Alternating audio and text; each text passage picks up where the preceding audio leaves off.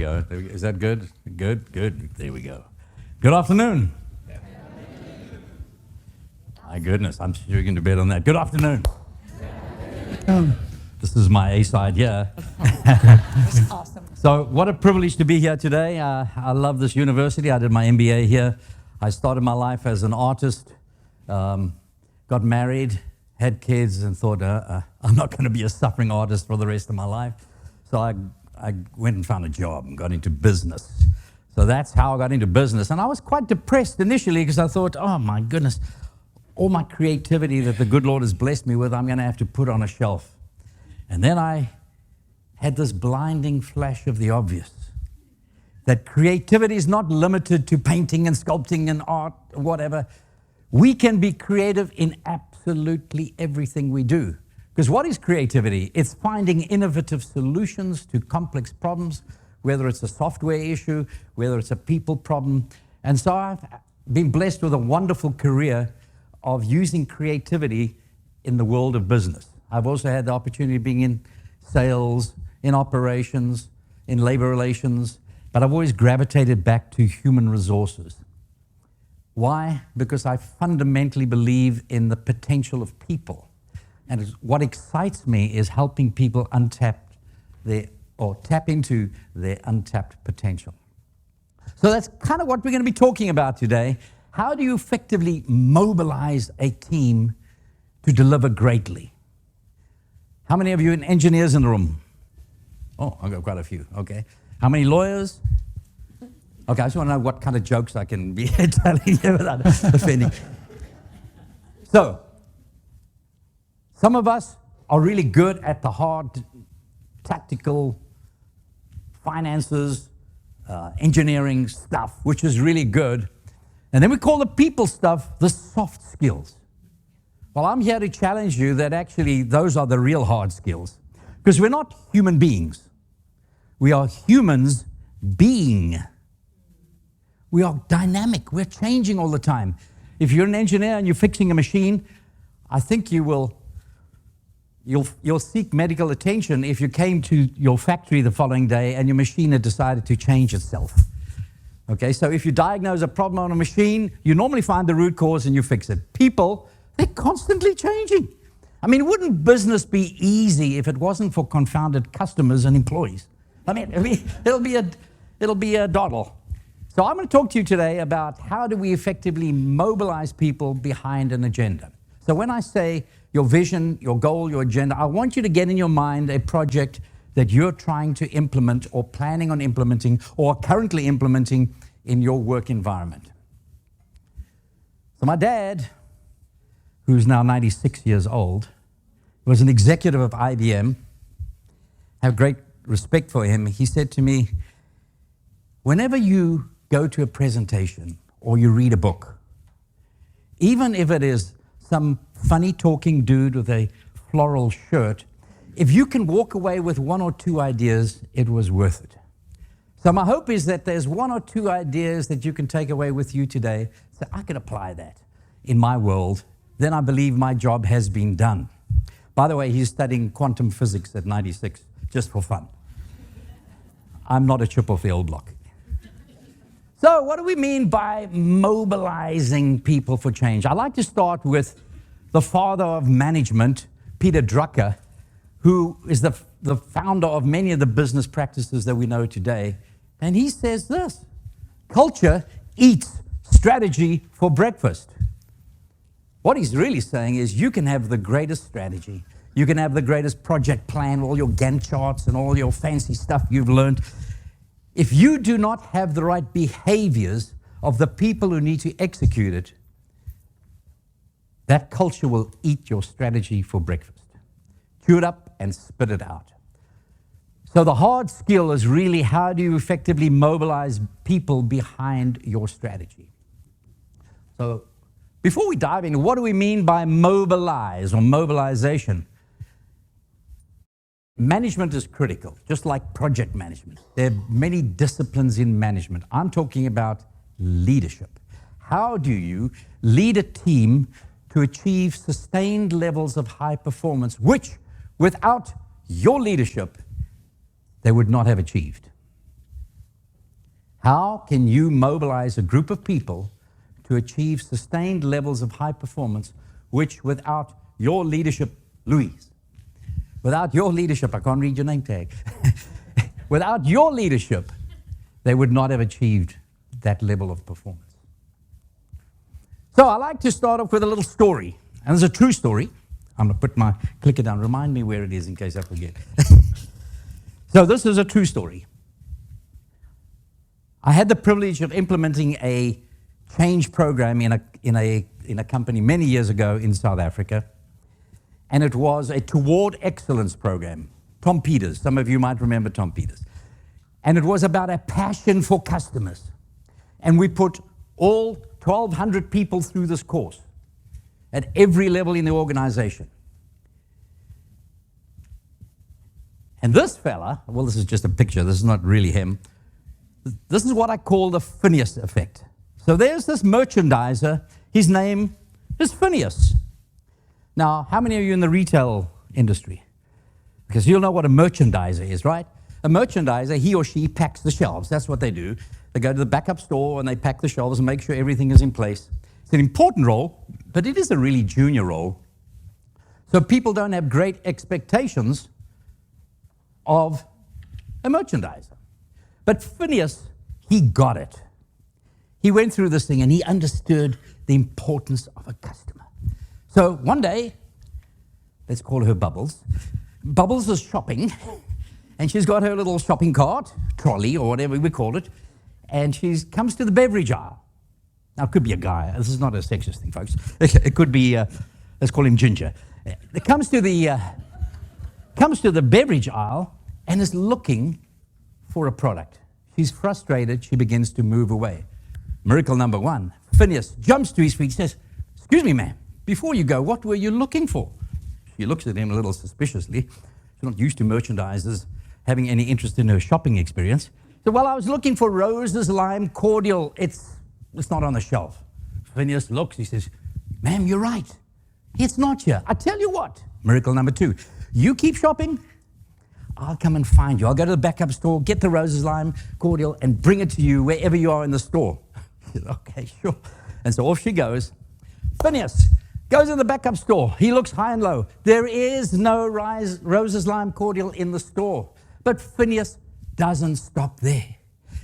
He gets out of the store, he runs across a highway safely, and he goes to another retail store. He takes money out of his own pocket. He buys 2 Roses of Lime Cordial. He comes rushing back into the store looking for Bubbles, the shopper, who by this time is busy checking out, having long forgotten about the hollow promises of Phineas. But Phineas finds her and puts these 2 bottles of Rose's Lime Cordial in front of her, and she's amazed. So she takes 1 bottle and puts it on the conveyor belt in order to pay for it. Miracle number, I lost count, 4. 3. 4. He ran across the highway, that was 2. 3. See, I'm not an engineer. Anyhow, she's amazed. She says, "Thank you, young man." And she takes the bottle and puts it on the conveyor for it to be checked. He grabs it and grabs the other bottle, miracle number, whatever. He says, "No, ma'am." He puts them in her basket and gives her the receipt and says, "No." And here's the real power. He says, "Ma'am, you're the customer. And when you're looking for our product on the shelf, it should be there. So please accept these 2 bottles as a gift from our company."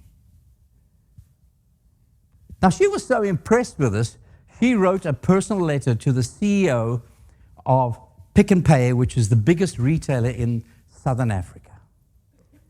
We made a hero of Phineas, I can assure you. But what was amazing is for almost a year, we had preferential treatment as a preferred supplier with Pick n Pay. That one act of customer excellence, that passion for the customer, had this ripple effect. So I use the Phineas example to challenge you. How can you create that Phineas effect with your team? It doesn't matter how big your team is. If you're a team of 1, 2, 3, whether you're leading an entire organization, entire department, how do you create that Phineas effect? And that's what I would like to talk to you about today. So remember the Phineas effect. So I'd like to show you different components of mobilization. In the interest of time, I'll cover as much as I can, but I think it's really important we understand that when we talk about mobilization, there are different components to it. The first thing we have to do is engage our people behind this project, behind this goal, behind this strategy. In fact, that's the heart of the matter, folks. Real change does not start in the head. If you want to engage people, it starts with the heart. They have to believe in you, Philippe, the leader. They've got to believe in where you're taking them, Greg. They've got to believe, and they must be inspired by you, the leader, and where you're taking them, to the point where they are willing to put in that extra effort in pursuit of that goal. That's the heart of the matter. And it requires planning, and I'll talk to you about an approach to do that. Now, a lot of organizations, I'm sure if I ask for a raise of hands, how many of you have had engagement surveys in your company? You know, us HR people love that stuff. Okay. And then they get a nice warm feeling because the engagement level's so high. And we stop there. We think our job is done. The problem, that's not mobilization. That's step one. Because if we stop there, folks, we end up with what I call misdirected enthusiasm. People are so excited. There's not a dry eye in the room. Oh, yes, off we go. And everyone's pulling in different directions. No one really knows what they're supposed to be doing, so let's just try whatever because that sounds like a great... Satisfy the customer. Okay, give stuff away. Give big deals, whatever. Just make the customer happy. Because what we have failed to do, folks, is we have failed to effectively align people. Now the head comes in. Once you've got the heart, the head is about getting all hands on deck. I see some of you making notes. Jeanette is going to send out a copy of all the slides, so you feel free to take notes, but I'll send them to you. So, align is about making sure that every single person on your team understands what the business priorities are to achieve this vision or this goal, and what their personal impact will be on the execution of that. So that's called align. Can we stop there? We're done. We've got them engaged. We've got them aligned. Well, you can see there's space on my slide, so obviously the answer is no. So what we have to do is we've got to avoid what I call enthusiastic incompetence. So now I believe, this is so exciting. You really moved me with your vision, and I'm so excited. I know what I need to do, but I have no idea how to do it. Because this is a new system, it's a new process. And so what we have to do is make sure we enable people effectively. And enabling is about making sure we get all hands on deck by building the right capabilities, making sure we've made changes to structure if necessary, that we've given people decision authority, the tools in which to succeed. How do we set people up for success? My boss at Dr. Pepper, that's why I came to America, Dr. Pepper. He said, if you don't train them, don't blame them. Simple, cutesy, but powerful. If you're not training your people, why are you blaming them? Look at yourself in the mirror. Are you not equipping them to execute effectively? So part of mobilization is enabling. But we can't stop there, folks. How many of you have experienced flavor of the month? Where your boss had a dream and he comes in the office and says, oh, we've got this. I want you to all lead this drive out waste project starting tomorrow. Right? No one? Just me? No? Oh, your boss is in the room. Okay. How many times you find you start an initiative, you've got people, and then the company changes direction. And so it becomes a flavor of the month. People lose interest. They say, oh, well, let's do what we need to do for now. This will change too. So we have to build sustainability. And what sustainability is about passing the baton. It's about empowering your employees so that there is employee-led change momentum beyond the introduction. So you're no longer the doer and the instructor, you're now the conductor. That is when you build sustainability into mobilization. And then just when you think it's time to relax, What's the only constant? Change. So guess what? You can end up with internal myopia because the market has shifted, your competitors have moved on, the dynamics of technology have changed your offering, and so you've got to go through this entire cycle again. So great leaders know how to effectively mobilize people behind constant change. It's an ongoing cycle. Okay, so with that as a framework, I'm going to spend most of my time really on engage and align, and we'll touch on the others to the best of our time available. So, let's talk about engage. Here's an interesting piece of research.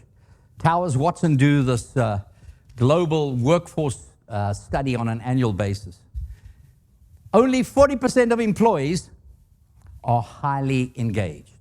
Only 40% of employees in a worldwide survey believe in the vision and direction of the organization and are willing to put in the extra effort. 36% are described as unsupportive or detached. It's a job, pays the bills. And 24% are actually disengaged. They're directing their energies elsewhere. How little do I have to do so as not to be fired, so I can go and invest my energies elsewhere? Isn't that a bit disturbing? Now, is that just because people are basically lazy bums, or is it perhaps a reflection on us as leaders? Or is it a combination of both? Good answer. Here's another bit of data that's rather disturbing. The Corporate Leadership Council will also do global surveys. Remember I spoke about engaged and aligned? In other words, I know what I need to do. Only 10% of employees are highly engaged and aligned. In other words, I passionately believe in where we're going, and I know what I need to do to contribute directly to that vision or goal. That is really disturbing. Now, if you're a half-empty kind of person, it's like, why bother with management? But if you're half-full sort of person, what this is a huge opportunity to create competitive advantage. The bar is quite low, folks. It doesn't take much. If you can truly engage and align your people, you are in the top 10%. So, I said I'd give you some kind of framework on how effectively to capture the hearts of your people.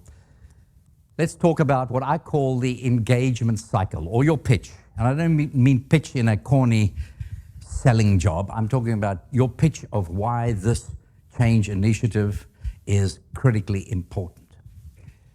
Where does it come from? This is not the gospel, folks. This is what I've developed over years, getting gray hair, failing many times to effectively mobilize people. And so I've created this framework which I've found to be very helpful, and I've had great feedback that people have found it very useful when they're trying to engage a team behind a goal, a project, an initiative. The first thing is have a vision. As we read in the good book in Solomon, no relation of mine, without a vision, my people perish. There's a powerful statement. If people don't have a vision, there isn't a drive to pursue beyond the current. People love to be part of something bigger than themselves. So if your project is to introduce a new CRM, that's not a vision. That's what you're going to do. The vision might be to empower salespeople to make on-the-spot decisions or close deals more effectively. What is the vision behind the project that you're doing? Not what are you doing, what's the vision? What's the picture of the preferred future? When this is effectively implemented, we will have created sustainable advantage. We will be the market leaders. Whatever it might be, think about, and this takes some intelligent planning and design, what is the vision, the picture of the preferred future for your project?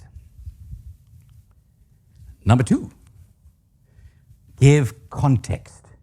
Why are we having this discussion today? Think about when people get up and talk about change, you say, well, why are we doing this now? We've got enough on our plate. Give context. A failure to give context causes people to, what I say, jump to their own confusions. And it's not normally positive. How many of you have walked into the coffee room or the water cooler and people are chatting and they're saying, oh, this new boss of ours, what's your name? Candy. Oh, Candy's our new boss. She's very quiet. How many people are saying, you know what, I think she's in deep thought about how she might improve our overall performance? And no. Are they saying, oh, I think Candy's thinking about how she might develop us to realize our full potential? Nay, nay, nay. What people are normally saying is, oh, she's aloof. I think she's looking for a downsizing opportunity. People gravitate to the negative. They jump to their own confusion. So giving context is critically important when you're implementing a new system, a new process, and whatever it might be. Number 3, I would say if you can do it as number 1, that's also good. The WIFM. What do you think I mean there by WIFM, Greg? What motivates me? Absolutely. What's in this for me? Not me, the presenter. Me, the audience, the person who's receiving my message. If you don't think carefully about what's in it for the audience, you've failed to engage them right from the start. And I've failed many times on this. How many of you have stood in front of a group and spoke about change? And you're all positive. What happens when they hear the word change? You might just as well say a rhubarb, a rhubarb, a rhubarb, because they're not listening to you anymore. What's going on in their mind? Fear. Oh, is this a downsizing exercise? I'm sure it is. Or re-engineering or whatever they call it now. I wonder if I'm going to get my job. They don't hear what you're saying. So as soon as possible in your engagement pitch, share the WIFM. And some people have said to me, well, what if it is a downsizing? Still share the WIFM. If we were integrating 2 businesses and I was talking to you about the WIFM, and the WIFM was that we're going to be downsizing by 20%, I would say I'm being honest with you. Here's your opportunity to shine for 2 reasons. 1, if you really shine, the probability is you will be part of the team going forward. And secondly, even if your job does go away, I can confidently give you a reference because of the way you've behaved during this change, you've shown mettle, you've shown your character. That's the WIFM. It's not a positive, but at least I've been honest with you and you can see why it's important for you to perform. So think about the WIFM. Making the rallying cry. Why do we need to do it now? Well, we can create a competitive advantage. We can get ahead of our competitors, whatever the rallying cry is. Now, the next one is very important. If I've got to a point where you understand the vision, you believe in the vision, you know why we're doing it, you know what's in it for you, this could be growth opportunities for you, you realize there's a sense of urgency here. Sometimes I've seen people say, well, that's great, I'm glad you're so excited, but I'm not sure we can do this. So this is where I would instill confidence in the team. And so I would say, right, do you remember when we implemented the SAP system? It was tough, wasn't it? Yeah, it was tough. But you know what? We overcame that. Because as a team, we pulled together. We went through the obstacles. We achieved success. I am confident as we implement this new CRM system, just like we did with the SAP system, we will succeed. That's your vote of confidence in your people. Then you've got to say, well, that's great that you have a vote of confidence in me, but I don't have a confidence in myself. So what we need to do is describe the support. What support we're going to be bringing to the table. We've got subject matter experts. SMEs are going to be in our office. They're committed to us. They're going to be working with us day to day. We're going to have training. We're going to coach you up to until you are fully competent. We'll continue training until you're satisfied that you can use the CRM system. Whatever that is. I'm just using CRM as an example. Now, how do you eat an elephant? One bite at a time, all right? So break your project into digestible chunks. So if we're introducing a new ERP system, we're not going to have a big bang, folks. We're going to introduce inventory management as our first module. and we're going to get that honed, and then so you break this down into manageable chunks, and people can see the road ahead. And then ultimately, a vision is only a dream unless you've got some measures. So define the measures of success. There are lead indicators, there are lag indicators. Share with them how you're going to measure success, what the stretching goals are to achieve success with this undertaking. So that, folks, is the 8 steps of an engagement cycle, which I found to be very effective. So if you're going to launch something new, get with your management team and say, let's go through this. What is the picture of the preferred future? What's the context? What's the WIFM? What's the rallying cry? How can we instill confidence in our people? What support are we going to be giving them? How are we going to break this into digestible chunks? And how are we going to measure success? And if there's 10 of you in the room, when you walk out, you all have the same script. Somebody doesn't come up to Fred and say, so what's this thing that you, oh, I'm not sure. It was an interesting meeting. It's probably important. I mean, that's when you start destroying the initiative, if leadership are not in the same voice. So this creates a common message of engagement. So I want you to humor me for a moment. I know none of you really resist change. It's those other people, right? So just fold your arms for a second, please. I know you might have a little problem there, but do your best. Okay, everyone feeling nice and comfortable? Okay, now there's been this head office decree with immediate effect. Scott, what you need to do is you need to swap your arms. You see this one on the top needs to go to the bottom, and the one at the bottom needs to come to the top. So just swap your arms there, please. Just do that. No. You're fired. You can't do it. How's that feel? Kind of awkward, right? But the point is, it is such a simple little task. But if you think you don't resist change, you're fooling yourself. Because as humans, there's this natural tendency to develop habits that give us comfort. And guess what? I'll do this while the boss is around. As soon as he walks out, I'm going to go back to my comfort zone. So resistance to change in any initiative, as we all know, is a reality. The question you have to ask yourself is this: what gives rise? What lies beneath? Why is this resistance happening? I'll go back to my engineers. So you've got a bottler, a filling machine that's not performing. I'm part of your engineering team, and I say, oh, I've got a solution. I'm going to take this grease gun. I'm going to grease everything that moves. I'm going to change every bearing that bears to be changed. You're going to look at me and say, what planet are you from? You would want me to go and diagnose what gives rise, what's the root cause of the problem, and then address the root cause. That's what you paid me to do.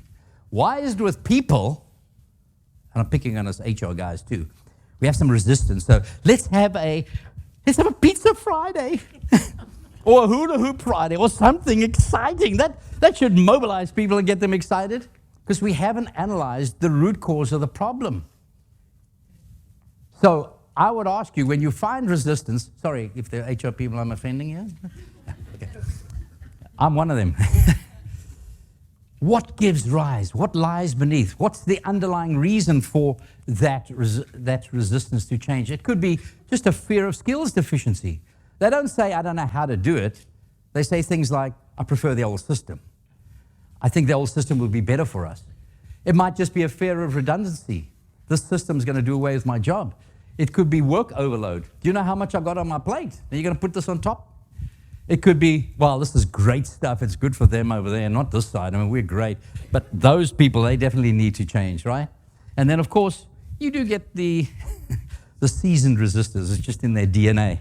They're just wired that way. And you need to manage that. One of the most destructive forms of resistance that I've experienced is what I call covert, or resistance for the cause.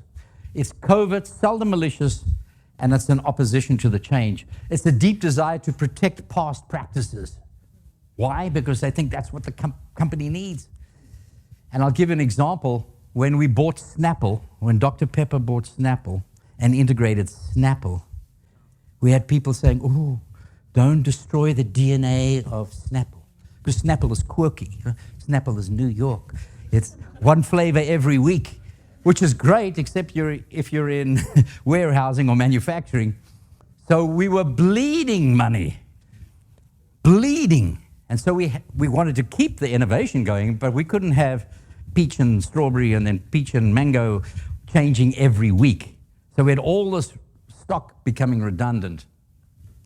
The reality is, no matter how we tried to convince, we eventually had to make the tough people decisions.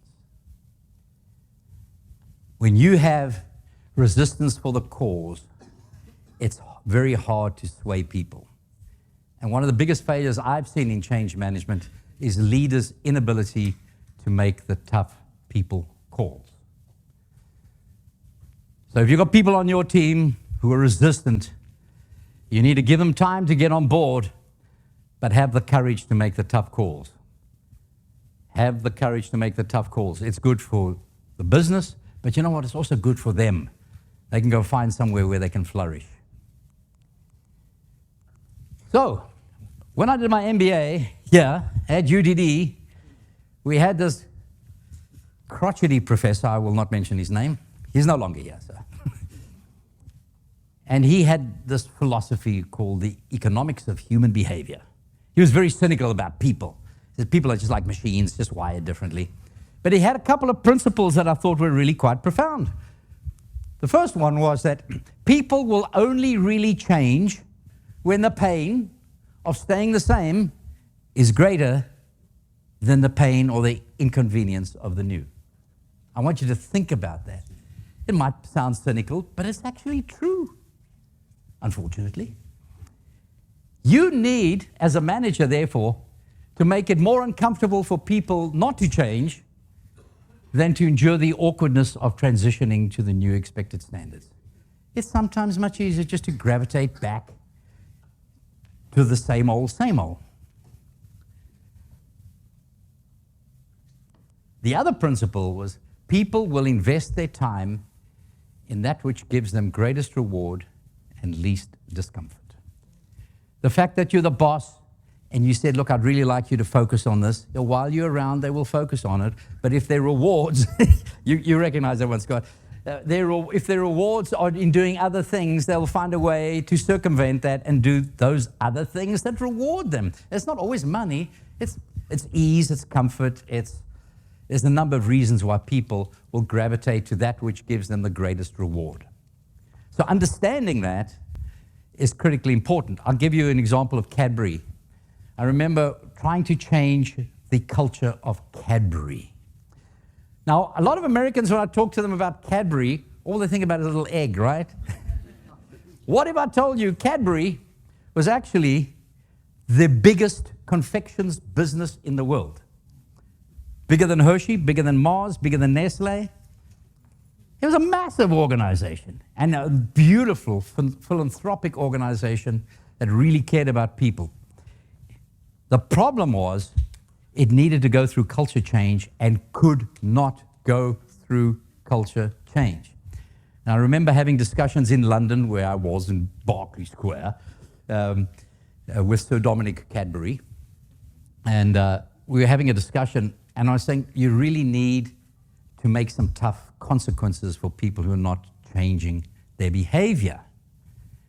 And his view was, well, you know, I trust my people, I've spoken to them, and they should want to change. They really ought to want to change.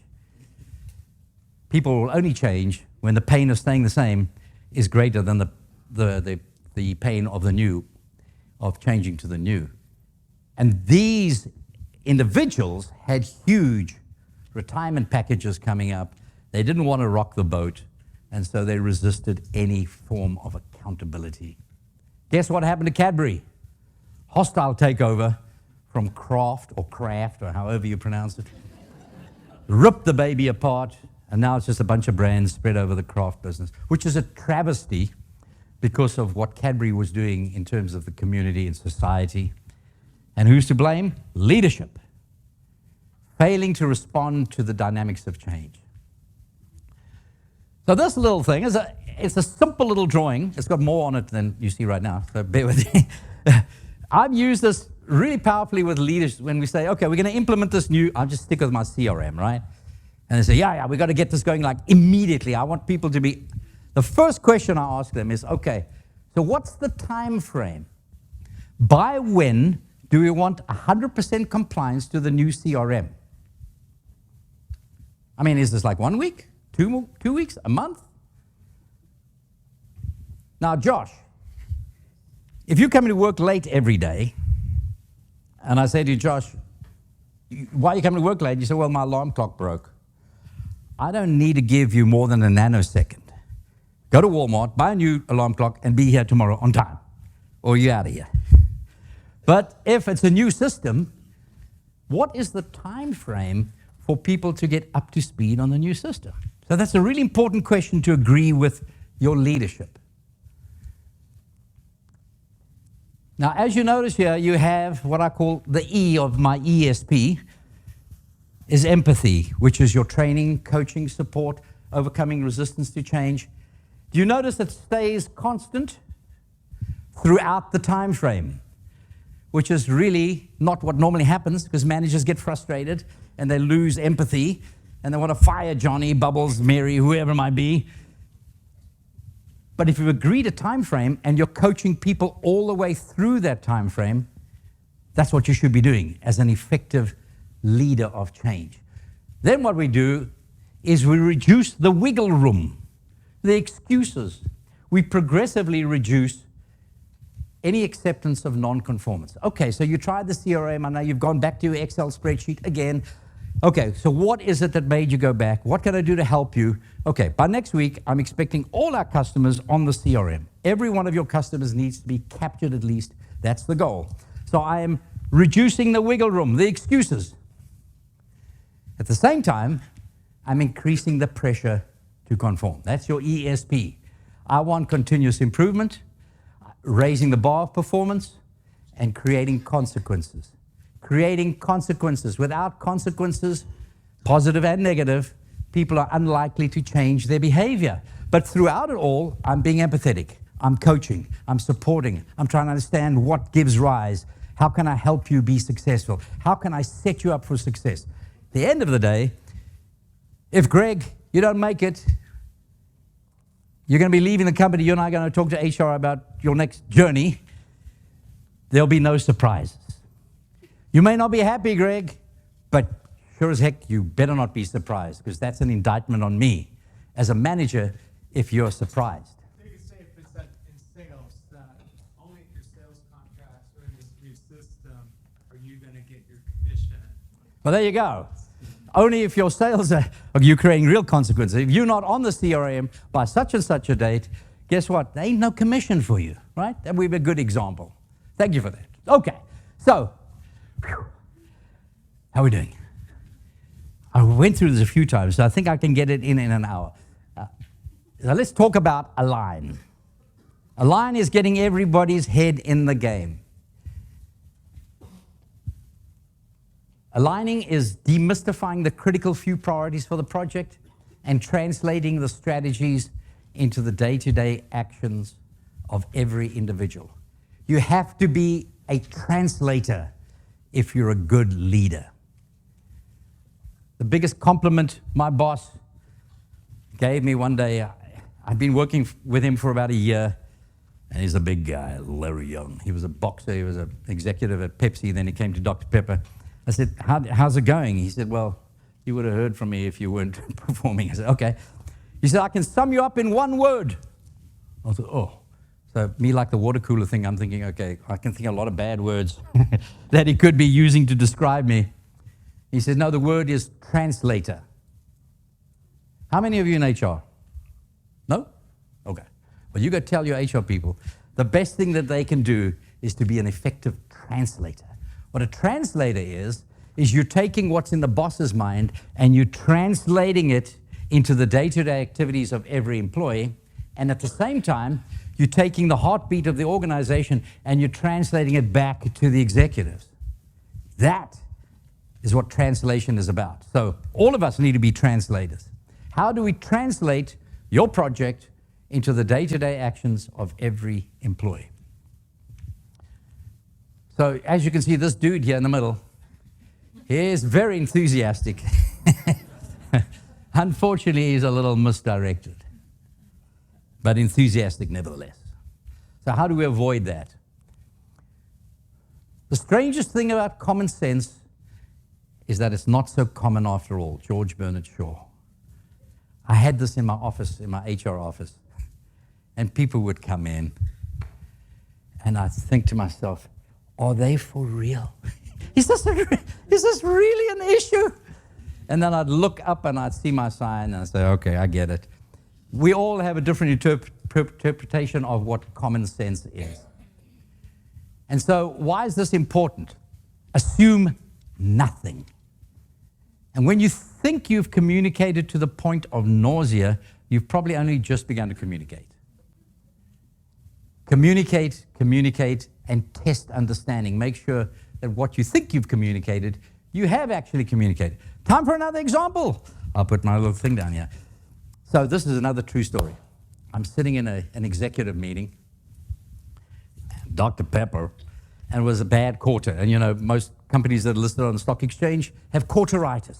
One bad quarter and the world falls apart because the share price is going to collapse. So the CEO comes to the desk and said, with immediate effect, not another single person needs to be hired without me personally signing for it. I want a total headcount freeze. I mean, did you understand me? Even with my accent, you understood me? Okay, good. And then he turns to me, I was the head of HR, he says, and you better make sure it happens. I said, yeah, sure. I mean, everyone's nodding. I made the fatal mistake of assuming. So a month later, we're having another executive meeting, and the CEO says to me, Larry, pull a headcount report, please. I'd like to make sure that no one's been hired. I said, oh, sure, I'm sure no one's been hired. So I get a report. I said, this can't be wrong. Written me another report. Lo and behold, about 30 people have been hired. And I'm thinking, oh, my goodness. So now I go to the different executives, and so I say, okay. I go to the finance guy. What's your name?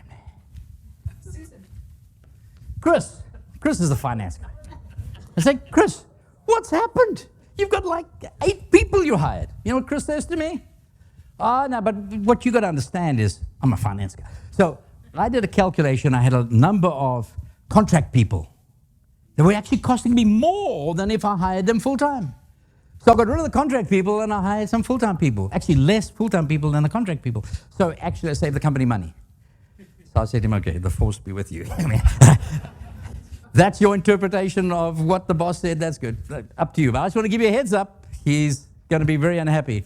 I go to the marketing person. Now, marketing people are very creative. Are you a marketing person? Oh, what is your name? I'm sorry. What's your name? Oh, my name is Jamie. Jamie. So Jamie's our marketing person. So Jamie, please tell me you hired a bunch of people. Oh, you know, I really believe in the values of this company. And I had made a personal commitment to these people. I'd made a verbal commitment. And so I realized that that rule didn't apply because it would be against our principles not to hire these people because I'd made a verbal commitment. Okay, I go to the operations guy. I'm going to pick on old Greg because his name tag's nice and clear. And I said, what have you done? You also got a bunch of people. He said, oh, no, you got to understand. I looked at everyone else's budget, and I'm the only person who's under budget, significantly under budget on headcount. So I hired a few people, but I'm still at least 20% lower than everyone else. You see where I'm going with this? So we go to the meeting, and I'm praying, oh, Lord, don't let him ask for this report. We almost get through the meeting, and he says, oh, by the way, can we have a look at that report? He was so angry, he was blowing snot bubbles. He was livid. He was livid. And he thumped the desk, and he says, what part of freeze do you not understand? That's the point. So I tell you the story only to emphasize the fact that when you think you've communicated, you're making a fatal mistake if you think just because you told them once or twice, they've got it. Go back, test understanding, make sure they really understand, and you've thought of all these squiggly little interpretations of your messaging. What? Okay. Cues and clues. Our words and actions influence behavior. As a leader, you are on display. If you have a fight with your dog or your spouse or your better half or your other half or your lesser half, when you come to the office, you need to be the ambassador of the journey ahead because people are looking to you for leadership. And that's why they pay you as a leader. People are taking their cues from you. They're watching you, especially when you're going through change. They want to see how you're behaving by what you say, what you do, what you don't say, what you don't do. Cue cards are overt cues that we send as a leader. Anyone here been in theater? Acting in theater? Yes. Sorry? Our Town. Oh my goodness. Okay, so imagine I'm on stage and I'm doing Shakespeare. I say, what does this dagger I see before me? And I run out of my words. And I look down, Amy shows me a cue card. Let me clutch thee and hold thee to my breast. The cue card is sending a signal when people don't know what to do. You as a leader need to understand the messages you're sending to your people to keep the change momentum going. And there will be moments of truth. Would you agree that change is messy? I don't care how good your project management is, with all due respect. You got to do it, but just when you think you got it planned, guess what? Something goes squiggly. That's change. It's messy, and you have to adapt to that change. And there will be, in any change initiatives, moments of truth. And these are those disruptive moments, those headwinds that hit us in a change initiative. How do you and I respond? Anyone can be a great leader, like a captain of a ship, when the wind is in your sails, the seagulls are chirping, the sea's calm, you've got a little margarita in your hand. How do you lead when you hit a storm and the mast breaks and you're bailing water out of the ship? That's the true measure of leadership. It's not our actions that tell us much about people, it's our reactions. Right now I'm acting. I practiced these slides, so I'm trying to say the right things. But when I drive out of here and Daryl swerves in front of me, how do I react? Oh, please go ahead. Or do I say, you stupid jerk? That tells you more about me than me standing here presenting. How you react when you hit a moment of truth will tell your people more about you than anything you can do presenting to them. So be conscious of those moments of truth because they will happen. And then clues, I spoke about your cues. Clues are those subtle messages that shape people's behaviors. Innuendos, inferences, all forms of interpretation of your behavior that is subtle. And they erode commitment. So for example, if Dr. Arden is in the house and we're presenting to Dr. Arden, she's the one who's driving this initiative. But there she's sitting at the back on her pink phone, checking her text. What is she saying to us? It wasn't a rhetorical question, but let's leave it rhetorical. What she is saying to us is, I'm more interested in my text than what you're presenting to me. How many of you have been in meetings where you're presenting to the leaders and they're like sitting on their text? It's an absolute insult. Don't be one of them. Make sure that you're sending the right cues to your people, as well as clues.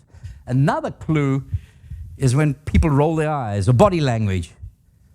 Greg's all excited about this next step in the project, and he talks to him, and I go, well, that's all I have to do.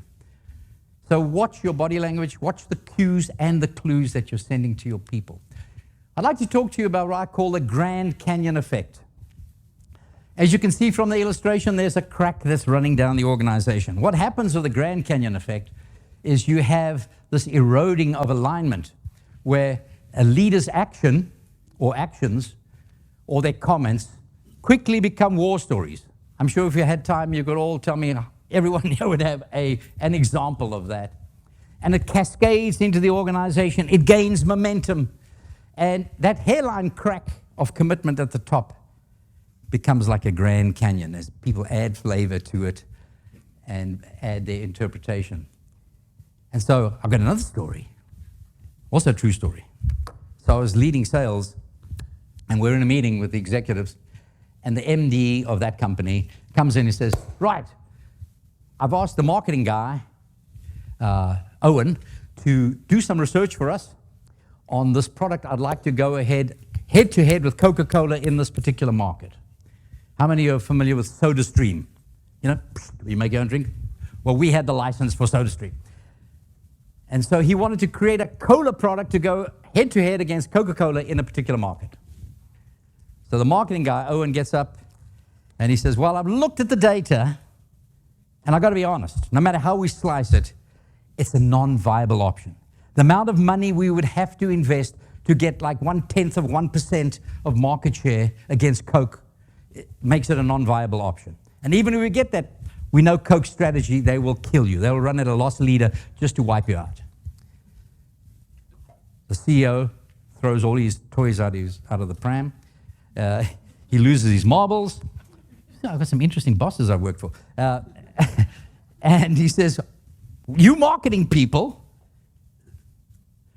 you make these numbers say whatever you want them to say.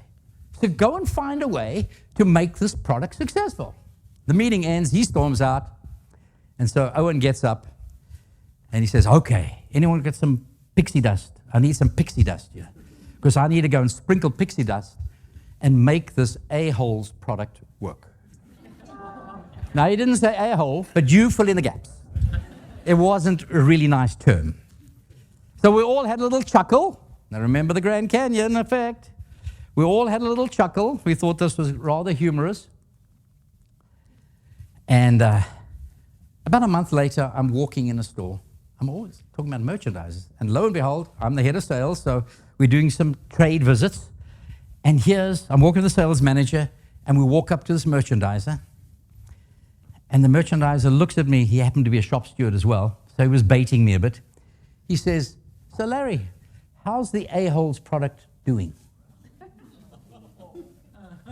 So that was one of those moments where I made like I didn't know what he was saying, but he knew that I knew that we knew that we all knew what he was talking about.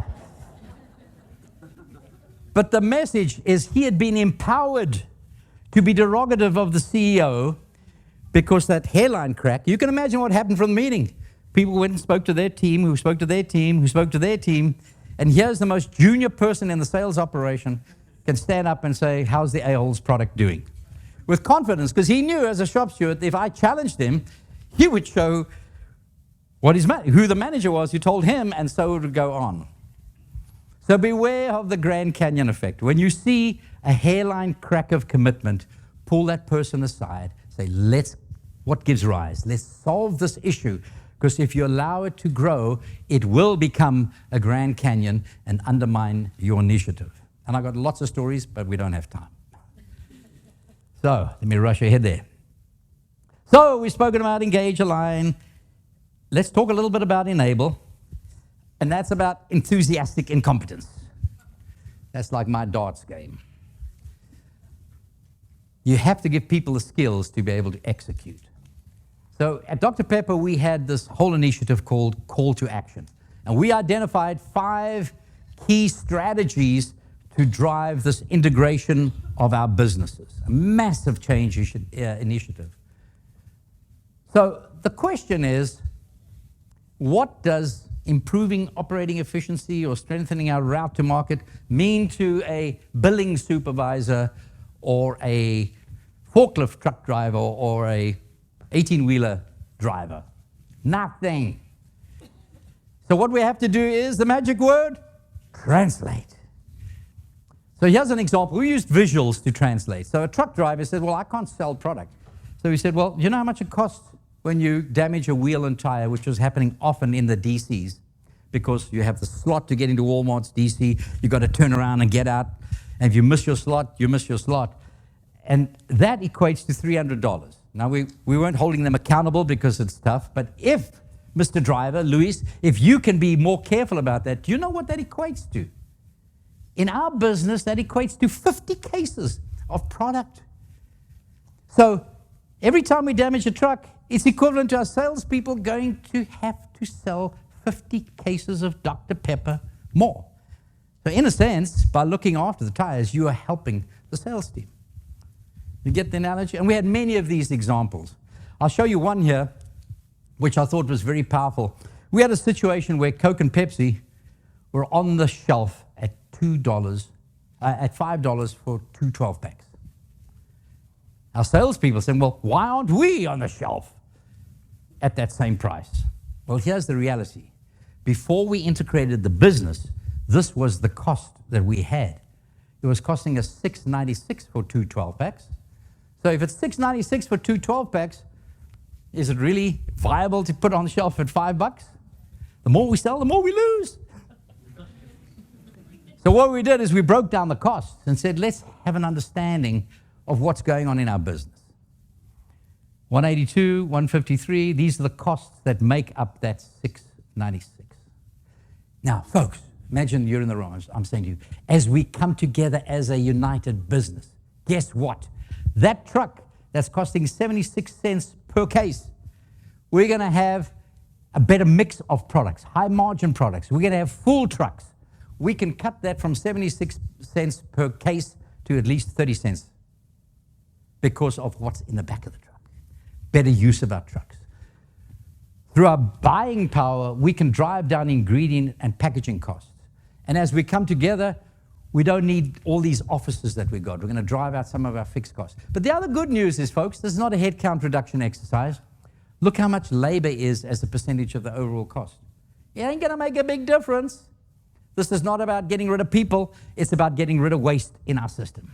So that one picture told an entire story that you could not explain with spreadsheets. So think about using visuals as a powerful way of communicating to your people. We also, the other thing about change, it's not just what you do, it's how you do it.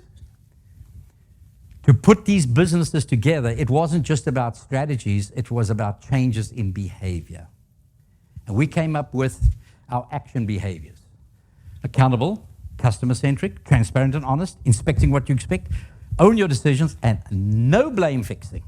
And you can go and talk to 20,000 employees at Dr. Pepper Snapple, before they became Keurig Dr. Pepper, and they would be able to tell you exactly what the action behaviors are, and more importantly, what they were doing to take action in their roles, i.e. translated. So think about your initiatives. Don't only think about what needs to be done, what are the behaviors that need to be enhanced or changed. So we created these strategy maps. I'm not going to go through them, but for each of those 5 strategies, these are the different tactics. And what we did is we took 20,000 employees through these workshops. 20,000 employees through workshops in which we presented those strategy maps to them.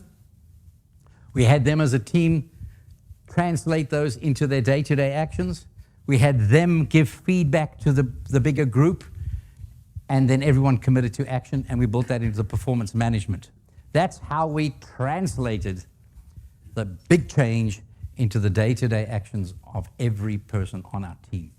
And I just thought I'd just show you a couple of results here. We used icons. Once again, I'm big on visuals. So I spoke about being an artist. The power of visuals is amazing. A picture tells 1,000 stories. Those icons represented some of our key initiatives. Everyone, when they saw binoculars on a notice, they knew that was forecasting. I bet you if I saw you in a year's time and I said, remember that presentation? Well, not really. I don't remember what, but you remember what were the binoculars? You'll say forecasting. Because a picture creates an indelible impression in your mind. So think about how you can visualize your initiative in a way that is meaningful to your people. So these icons became really powerful in illustrating what we were focusing on. And very quickly, these were some of the results we got. We reduced working capital by $230 million, 30 million reduction in production cost, a 17% reduction in stock keeping units, and a $37 million reduction in expenses. When I say we, I'm talking about frontline employees getting together in a huddle, finding solutions to problems. Not some dude in a three-piece suit at head office. These are people who've been doing the job. Who's the best person to find out how to take out waste in a production system? Is the person who's been doing it for 20 years that we've never bothered to ask. So enabling people to contribute, these are the kinds of results we're able to drive. And then finally, on time, I'll talk about the sustainability. Now, I don't have too much time to go into this in great depth, so I'm going to give you just a couple of clues to think about. This is about making sure you pass the baton.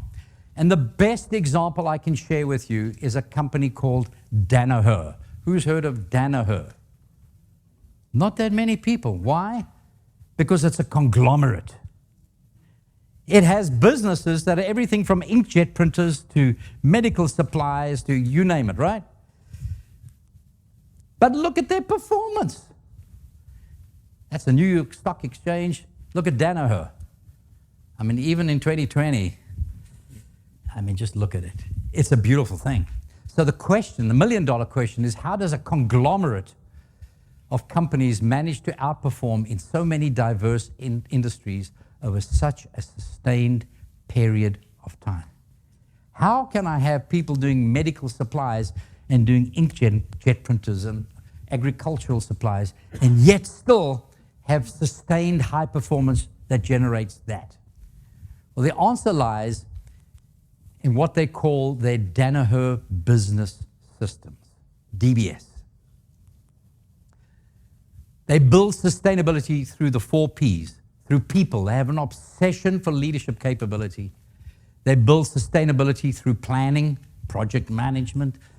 They have goal deployment, which is the cascading of objectives from the top of the organization deep into the organization.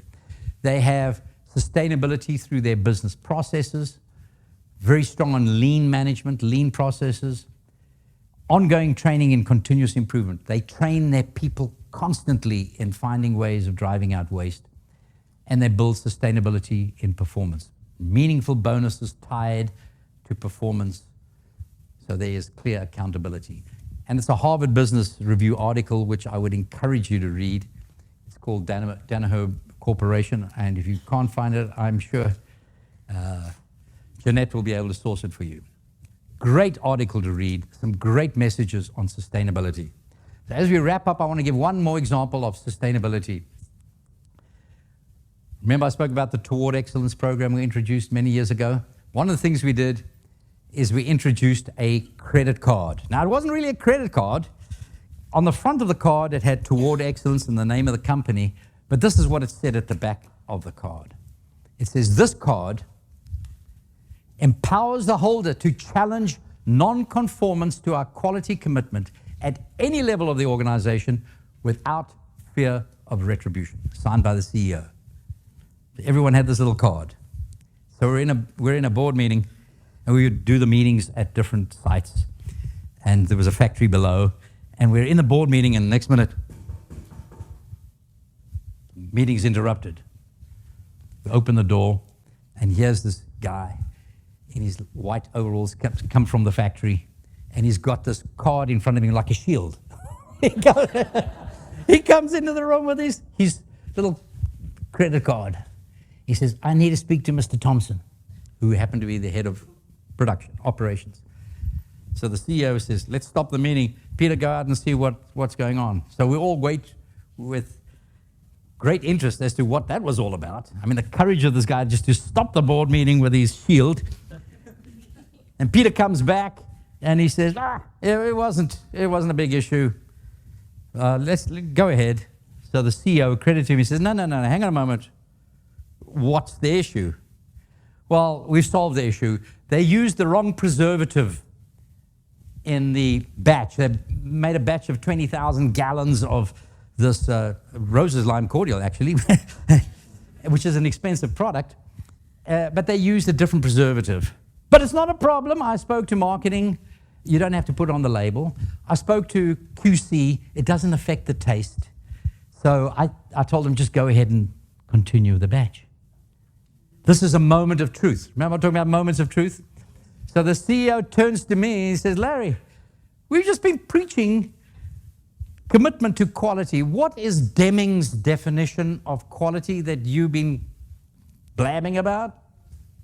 Well, quality, according to Deming, is conformance to predetermined standards.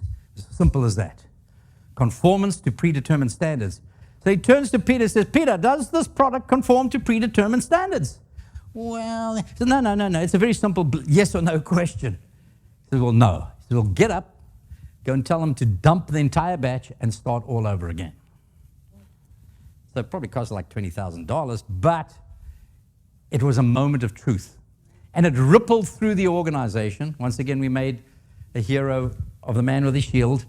But it helped the momentum of the change, because there was a moment of truth that was confronted, and leadership showed a true commitment to that change. And so, as we wrap up here, how can you mobilize your teams? How can you lead them to achieve levels of sustained high performance that without your leadership they would otherwise not have attained? How can you create the Phineas effect in your team, in your organization? And I think that's it. Thank you very much.